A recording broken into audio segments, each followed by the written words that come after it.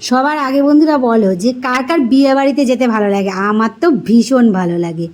তো অনেক দিন বাদে একটা বিয়ে বাড়ি পাইলাম, তাও এত প্রচণ্ড গরমে। কি আর করা যাবে, বিয়ে বাড়ির লোক যতই গরম পড়ুক সেজে গুজে যেতে তো হবেই। চলে আসলাম বিয়ে বাড়িতে। এসেই প্রথমে ঝাঁপিয়ে পড়লাম ফুচকার উপরে।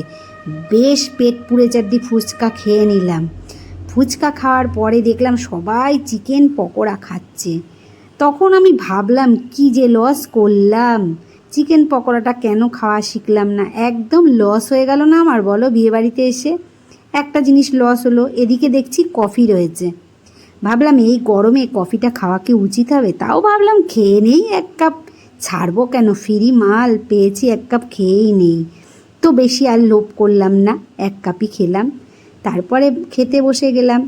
সেখানেও আমার মহাশত্রু চিকেন এসে দাঁড়িয়ে আছে। চিকেন বিরিয়ানি, চিন্তা করতে পারো, মুখের সামনে দিয়ে বিরিয়ানি হাঁড়িটা চলে যাচ্ছে, প্লেটটা চলে যাচ্ছে, হাতা দিয়ে আমার পাশের জনকে দিচ্ছে, ভোকে দিচ্ছে, আমি খেতে পারছি না। তাহলে আমার কতটা লস। চলো শেষ পর্যন্ত শশাই চিবাই।